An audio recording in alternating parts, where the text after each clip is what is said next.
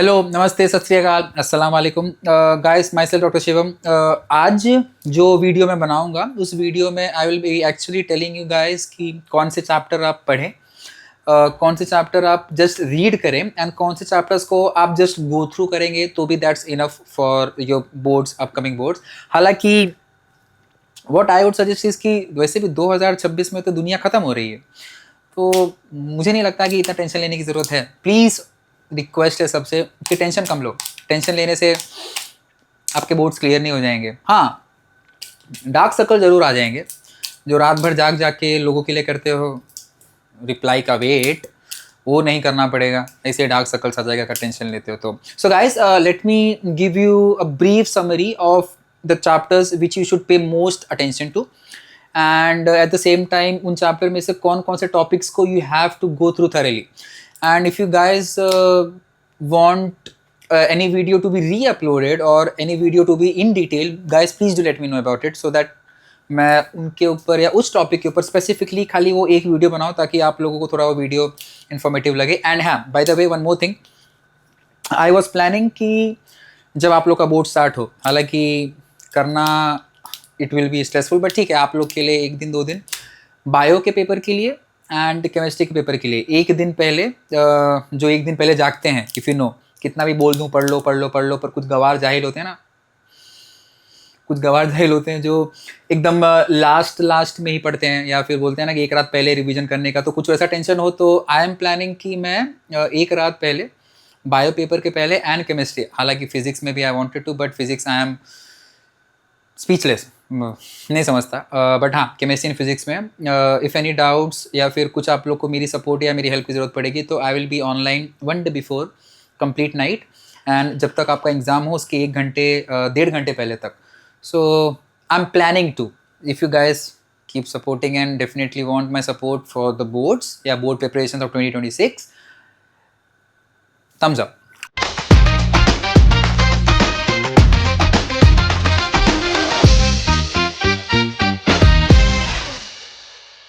Okay, तो सबसे पहले क्या क्या चैप्टर्स आपको पढ़ने हैं या ज़्यादा ध्यान देने हैं। ऐसा तो मैं नहीं बोलूँगा कि इसको आप इग्नोर ही कर दो। देखो, इग्नोर करना अच्छी बात नहीं, बुरा लगता है, दिल से बुरा लगता है, ठीक है।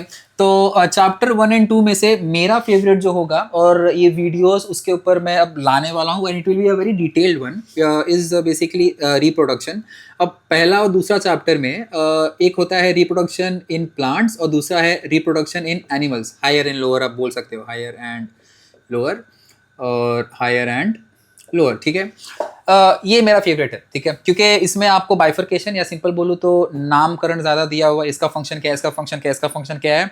The main topic is basically started from ovulation, gastrulation, menstruation और ब्लास्टुलेशन। ये सारे प्रोसेसेस में अगर आपको ये चैप्टर करना ही है तो यहाँ से आप एक्चुअल में समझना और रीड करना स्टार्ट करोगे। ओव्यूलेटरी फेज हो गया, मेंस्ट्रुअल साइकिल हो गया, ट्राइमेस्टर्स हो गए, ये सारी चीज़ें होती हैं।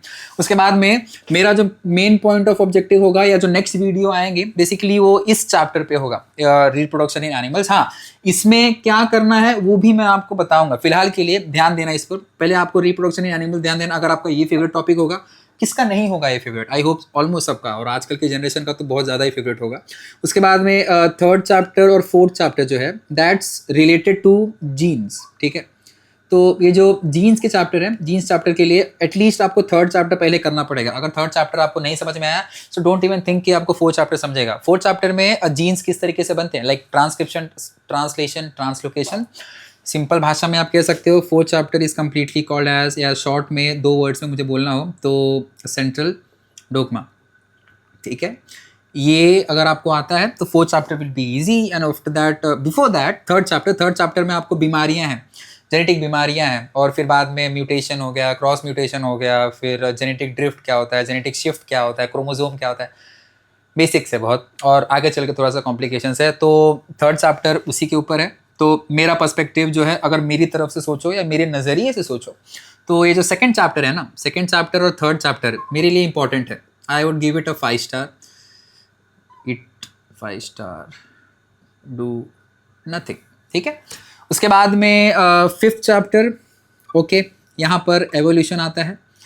एवोल्यूशन इसका मतलब है कि वही Darwin, neo Darwin, Darwin finches, Lamarck, लमार्किज्म, और फिर उसके विद्रोह में, या you can say what you call that, जब बोलते हैं ना कि कोई अच्छा काम करता है तो उंगली करने वाले लोग आते हैं, तो डार्विन के कंसेप्ट पे बहुत सारे लोगों को डाउट्स था, बहुत सारे लोगों को प्रॉब्लम्स था।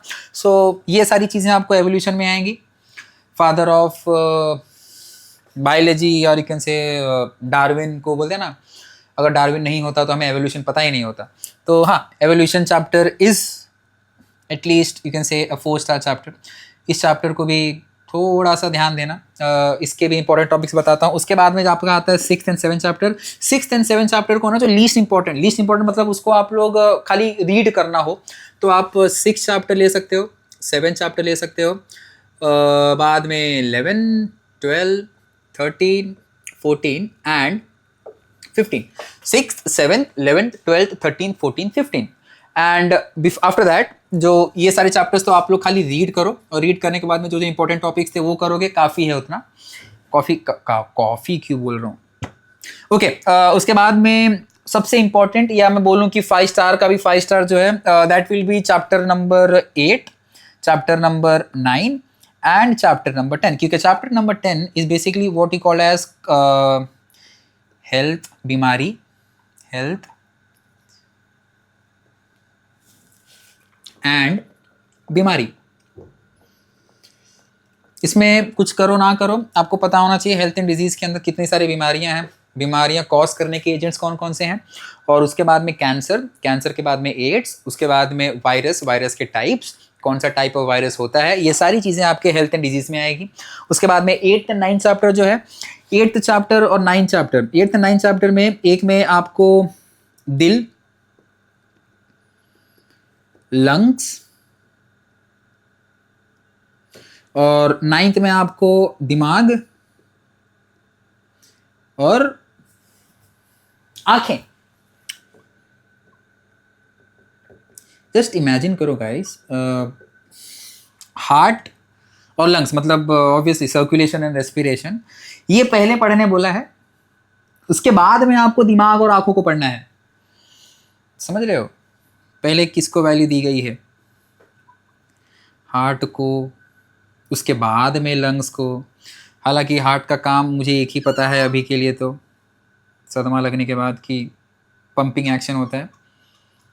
क्या पंप करता है वो, ब्लड, और जब मैं लंग्स की बात करूँगा तो वो आपको O2 देता है, आपको नहीं, आपके खून को, मतलब आप कुछ इस तरीके से बता सकते हो, ठीक है। तो अगर मुझे चैप्टर वाइज वेटेज देना हो या चैप्टर वाइज इंपॉर्टेंस देना हो तो सबसे पहले रिप्रोडक्शन इन एनिमल्स, उसके बाद में मैं कंट्रोल एंड कोऑर्डिनेशन को 4 स्टार दूंगा, ठीक है।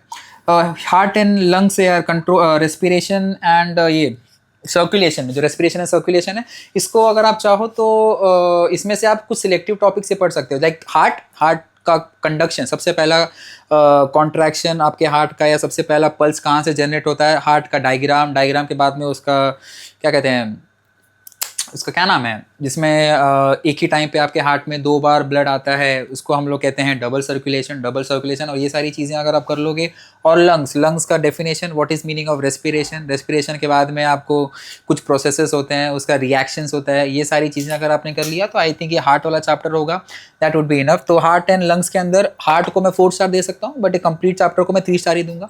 Next comes the control and coordination, ये और रेस्पिरेशन, ये रिप्रोडक्शन इन एनिमल्स, ये दोनों को एटलीस्ट 5 स्टार, मतलब ये सबसे ज़्यादा इंपॉर्टेंट है, सबसे ज़्यादा समझने वाइज इंपॉर्टेंट है। तो control and coordination and reproduction in animals, इस पे आपको सबसे ज़्यादा फोकस करना है। इसके ऊपर जितना भी डाउट है, जितना भी इश्यूज आए, वो सारी चीज़ें प्लीज़ मुझे आप बताइए, या प्लीज़ मुझसे आप पूछिए।